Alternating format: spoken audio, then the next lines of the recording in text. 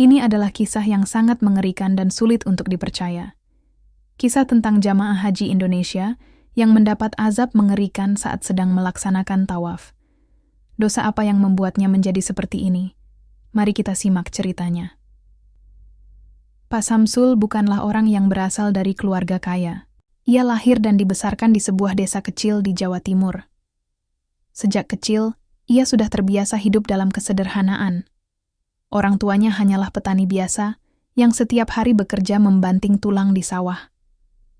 Namun, meskipun hidup dalam keterbatasan, mereka selalu menanamkan nilai-nilai kejujuran dan kerja keras kepada anak-anaknya. Pak Samsul tumbuh menjadi seorang pria pekerja keras. Ia mencoba berbagai pekerjaan, mulai dari berdagang di pasar hingga menjadi maklar tanah. Dalam perjalanan hidupnya, ia sering menghadapi kesulitan ekonomi, tetapi tekadnya untuk sukses tidak pernah pudar. Dengan segala jerih payahnya, ia berhasil membangun usaha yang cukup besar di desanya. Dari hasil usahanya itu, ia mampu menyekolahkan anak-anaknya hingga perguruan tinggi. Namun ada satu impian yang sejak lama ia pendam, yaitu menunaikan ibadah haji. Setiap kali mendengar cerita tentang orang-orang yang pergi ke tanah suci, hatinya selalu bergetar. Ia ingin sekali bisa menginjakkan kaki di Makkah, beribadah langsung di depan Ka'bah, dan memohon ampunan atas segala dosa-dosanya. Sayangnya, biaya untuk berhaji sangat besar. Dan meskipun ia sudah berusaha menabung selama bertahun-tahun, impian itu terasa semakin jauh. Hingga suatu hari, keberuntungan berpihak padanya. Usahanya berkembang pesat, dan dalam waktu singkat, ia berhasil mengumpulkan cukup uang untuk berangkat haji. Dengan penuh rasa syukur, ia mendaftarkan diri ke Biro Perjalanan Haji dan mulai mempersiapkan segala kebutuhannya. Setiap hari, ia semakin giat beribadah, berharap agar ibadah hajinya nanti diterima oleh Allah. Namun, di balik kegembiraan itu, ada sesuatu yang mengganjal di hatinya. Ia merasa bahwa selama bertahun-tahun, ia telah melakukan banyak kesalahan dalam hidupnya. Meskipun ia dikenal sebagai seorang pengusaha sukses, cara-cara yang ia tempuh untuk mencapai kesuksesan itu tidak selalu bersih. Ada banyak orang yang pernah ia rugikan. Ada banyak janji yang ia ingkari. Dan ada banyak hati yang ia sakiti. Tetapi, ia berpikir bahwa dengan menunaikan ibadah haji, semua dosanya akan dihapuskan. Hari itu tiba. Pak Samsul akhirnya menginjakkan kaki di tanah suci. Udara panas Makkah tidak mengurangi semangatnya. Dengan penuh kekhusyukan, ia bersama ribuan jemaah lainnya melaksanakan ibadah haji. Ia mengikuti semua prosesi dengan hati yang penuh harap, wukuf di Arafah, mabit di Muzdalifah, melempar jumrah, dan akhirnya menuju Masjidil Haram untuk melaksanakan tawaf. Ketika pertama kali melihat Ka'bah, air matanya langsung mengalir. Ia merasa kecil di hadapan kebesaran Allah. Ia menengadahkan tangan, berdoa dengan sepenuh hati agar semua kesalahannya diampuni, dan agar ia diberikan kesempatan untuk memperbaiki hidupnya. Setelah itu, ia mulai melaksanakan tawaf, mengelilingi Ka'bah sebanyak 7 kali bersama ribuan jemaah lainnya. Namun, sesuatu yang aneh mulai terjadi saat ia memasuki putaran ketiga. Ia merasa tubuhnya mendadak menjadi berat, kakinya seperti sulit untuk digerakkan. Keringat dingin mulai mengalir di pelipisnya, dan jantungnya berdetak semakin cepat. Ia mencoba mengabaikan perasaan itu dan terus melangkah, tetapi tiba-tiba ia merasakan sesuatu yang jauh lebih aneh. Kulitnya terasa berubah. Jemaah di sekelilingnya mulai menoleh ke arahnya. Beberapa orang menunjukkan ekspresi kaget, sementara yang lain mulai mundur perlahan. Pak Samsul tidak mengerti apa yang sedang terjadi sampai ia melihat tangannya sendiri. Kulitnya yang semula kecoklatan mulai berubah menjadi kasar dan bersisik. Jari-jarinya menebal, kukunya memanjang dan berubah menjadi tajam. Dalam kepanikan, ia mencoba menggerakkan tubuhnya, tetapi tubuhnya semakin berubah. Otot-ototnya membesar, punggungnya melengkung, dan sebelum ia bisa berteriak, tubuhnya jatuh ke lantai dengan suara keras. Orang-orang di sekitarnya menjerit ketakutan. Kini, di tempat seorang manusia berdiri beberapa saat yang lalu, tergeletak seekor buaya besar dengan kulit hijau gelap dan mata yang bersinar tajam. Suasana yang awalnya penuh ketenangan berubah menjadi kekacauan. Para jemaah yang melihat kejadian itu langsung berhamburan, menjauh dari makhluk mengerikan yang tiba-tiba muncul di tengah-tengah mereka. Beberapa orang menjerit ketakutan, sementara yang lain berdiri terpaku, tidak percaya dengan apa yang baru saja mereka saksikan. "Astagfirullah, ini apa?" teriak seorang jemaah sambil mundur dengan wajah pucat. Petugas keamanan Masjidil Haram segera datang setelah mendengar keributan. Mereka berusaha memahami apa yang terjadi, tetapi mereka sendiri tidak percaya dengan apa yang mereka lihat. Seorang pria yang beberapa saat lalu masih melaksanakan tawaf, kini berubah menjadi seekor buaya besar. Dalam sekejap, berita tentang kejadian aneh ini menyebar di antara para jemaah. Beberapa orang mengira ini adalah kutukan, sementara yang lain berbisik bahwa ini mungkin adalah pertanda dari Allah. Beberapa jemaah mulai membaca ayat-ayat suci, sementara yang lain hanya bisa menatap dengan ngeri. Pak Samsul, atau makhluk yang dulunya adalah Pak Samsul, berusaha menggerakkan tubuhnya. Ia ingin berbicara, tetapi tidak ada suara manusia yang keluar dari mulutnya, hanya erangan rendah khas seekor reptil. Ia ingin menangis, tetapi air matanya kini terasa kering. Dalam keadaan terkejut, otak Pak Samsul mulai memutar kembali perjalanan hidupnya. Ia teringat saat-saat ketika ia mulai menjalankan bisnisnya sebagai seorang rentenir. Ia memberikan pinjaman kepada orang-orang yang membutuhkan, tetapi dengan bunga yang mencekik. Banyak orang yang kehilangan tanah mereka, kehilangan rumah, dan bahkan kehilangan harapan karena jeratan utangnya. Ia ingat bagaimana ia menekan orang-orang yang tidak mampu membayar, mengancam mereka, dan bahkan mengambil barang berharga mereka sebagai jaminan. Ia tahu bahwa perbuatannya salah, tetapi ia selalu meyakinkan dirinya sendiri bahwa itu hanyalah bagian dari bisnis. Namun, kini semua itu terasa berbeda. Dalam wujud buaya ini, ia merasa seperti ditelanjangi oleh kebenaran yang selama ini ia abaikan. Semua kesalahan dan dosa yang ia lakukan kembali menghantuinya. Ia ingin berteriak meminta maaf, ingin memohon kesempatan kedua, tetapi tubuhnya yang kini bukan lagi tubuh manusia, membuatnya hanya bisa meronta tanpa suara.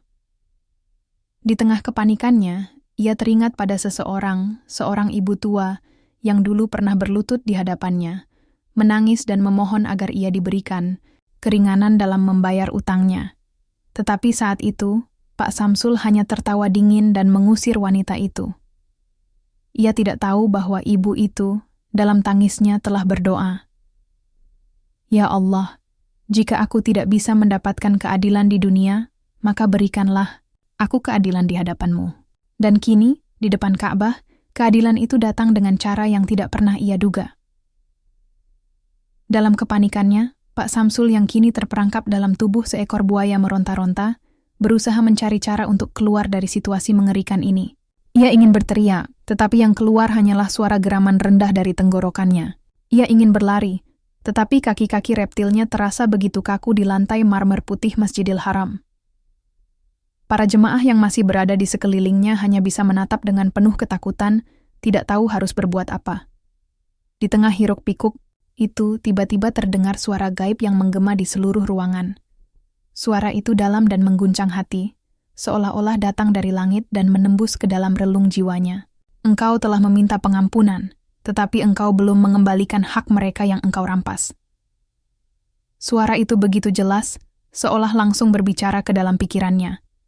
Pak Samsul terkejut. Ia mencoba mencari sumber suara tersebut, tetapi tidak ada siapapun yang berbicara. Suara itu tidak berasal dari para jemaah atau petugas keamanan. Itu suara yang tidak terlihat, tetapi terasa begitu nyata. Dalam hatinya, ia bertanya-tanya, apakah ini hukuman dari Allah? Apakah ini caranya untuk menegurnya atas semua perbuatan yang telah ia lakukan selama hidupnya? Tiba-tiba, ingatannya kembali ke masa lalu, ke semua orang yang pernah ia sakiti, ke rumah-rumah yang ia rampas, ke tangisan anak-anak yang kehilangan tempat tinggal karena utang yang tak terbayar. Ia teringat semua janji yang pernah ia ucapkan untuk berubah, tetapi tak pernah ia tepati. Jika engkau benar-benar ingin bertobat, kembalikan hak mereka. Pak Samsul ingin menangis, tetapi air matanya tidak bisa keluar.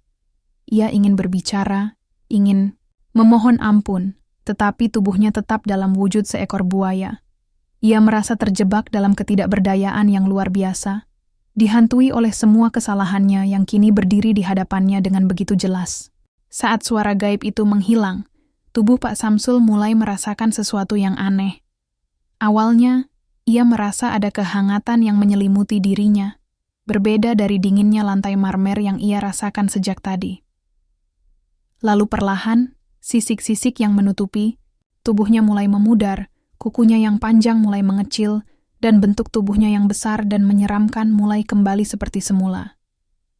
Jemaah yang menyaksikan kejadian ini semakin terkejut. Mereka melihat dengan mata kepala sendiri bagaimana seekor buaya yang barusan membuat kekacauan, kini perlahan-lahan berubah kembali menjadi manusia. Tubuh Pak Samsul yang tadi terbaring kini terduduk dengan tubuh menggigil. Ketika ia akhirnya benar-benar kembali ke wujud aslinya, ia langsung tersungkur. Tangisnya pecah, tangannya menggenggam lantai Masjidil Haram, seolah ingin mencari pegangan. Ia menangis bukan hanya karena ketakutan, tetapi juga karena kesadaran yang begitu mendalam. Ia baru saja diberi kesempatan kedua. Para petugas yang awalnya bersiap untuk mengatasi situasi kini berdiri mematung, menyadari bahwa mereka baru saja menyaksikan sebuah keajaiban. Beberapa jemaah mulai mengucap takbir, sementara yang lain hanya bisa terdiam dalam keharuan. Dalam keheningan yang menyelimuti tempat itu, Pak Samsul akhirnya berbisik dengan suara serak. Ya Allah, aku sungguh menyesal. Aku akan mengembalikan semua yang telah aku ambil. Aku akan memperbaiki semua kesalahanku. Kisah ini menjadi bahan pembicaraan di antara para jemaah. Banyak orang yang menangis mendengar kisah Pak Samsul, merasa bahwa ini adalah bukti nyata tentang keadilan Allah. Allah tidak buta, bisik seorang jemaah dengan mata berkaca-kaca. Dia melihat segala sesuatu yang kita lakukan, baik yang tersembunyi maupun yang kita tampakkan. Pak Samsul menyadari bahwa selama ini ia terlalu mudah mengabaikan perbuatannya. Ia selalu berpikir bahwa asal ia beribadah dan meminta ampun, semua dosanya akan dihapus begitu saja. Tetapi kini, ia mengerti bahwa taubat yang sesungguhnya bukan hanya sekadar permintaan maaf, tetapi juga harus disertai dengan tindakan nyata untuk memperbaiki kesalahan. Saat ia duduk bersimpuh di depan Ka'bah, ia merasa seperti seorang anak kecil yang baru saja lahir kembali. Ia tidak ingin lagi hidup dengan cara lama, yang penuh keserakahan dan ketidakpedulian. Ia berjanji kepada dirinya sendiri bahwa ia akan pulang ke Indonesia dan mencari semua orang yang pernah ia rugikan. Ia akan mengganti apa yang telah ia ambil, meskipun itu berarti ia harus kehilangan seluruh hartanya, karena ia sadar, lebih baik kehilangan harta di dunia daripada kehilangan kebahagiaan di akhirat. Ketika Pak Samsul kembali ke tanah air, ia tidak membuang waktu. Ia segera mencari semua orang yang pernah ia rugikan. Ia mendatangi mereka satu persatu, meminta maaf dengan tulus, dan mengembalikan apa yang pernah ia ambil. Beberapa orang terkejut dan tidak percaya dengan perubahan Pak Samsul. Mereka yang dulu pernah merasa marah dan sakit hati terhadapnya kini hanya bisa menangis haru. Mereka menerima permintaan maafnya dan bahkan ada yang mendoakannya agar diberi keberkahan dalam hidupnya. Semakin banyak orang yang ia temui, semakin ringan beban di hatinya. Ia mulai merasakan ketenangan yang selama ini tidak pernah ia rasakan, bahkan ketika ia memiliki banyak harta. Pada akhirnya, kekayaannya memang berkurang drastis. Tetapi bagi Pak Samsul, itu bukan lagi hal yang penting. Yang terpenting adalah hatinya kini bebas dari beban dosa yang selama ini membayangi. Ia merasa hidupnya kini benar-benar dimulai dari awal, dengan hati yang bersih dan penuh ketulusan. Kisah ini mengajarkan kepada kita semua bahwa setiap perbuatan pasti ada balasannya. Kita mungkin bisa bersembunyi dari manusia, tetapi kita tidak bisa bersembunyi dari Allah. Bagi siapapun yang pernah melakukan kesalahan, jangan pernah berpikir bahwa sekadar beribadah dan berdoa sudah cukup untuk menghapus semua dosa. Taubat yang sejati harus dibuktikan dengan tindakan nyata, dengan memperbaiki kesalahan dan mengembalikan hak orang lain yang telah kita ambil. Sahabat semua, sebelum terlambat, mari kita introspeksi diri. Adakah kesalahan yang pernah kita lakukan kepada orang lain? Adakah hak orang lain yang masih ada di tangan kita? Jika ada, kembalikanlah sebelum kita sendiri mengalami kejadian seperti Pak Samsul. Semoga kisah ini bisa menjadi pengingat bagi kita semua. Jangan lupa untuk like, komentar, dan subscribe agar semakin banyak orang yang mendapatkan hikmah dari cerita ini. Dan tuliskan doa terbaik kalian di kolom komentar. Karena siapa tahu Allah akan mengabulkan doa-doa kalian melalui kisah penuh hikmah ini.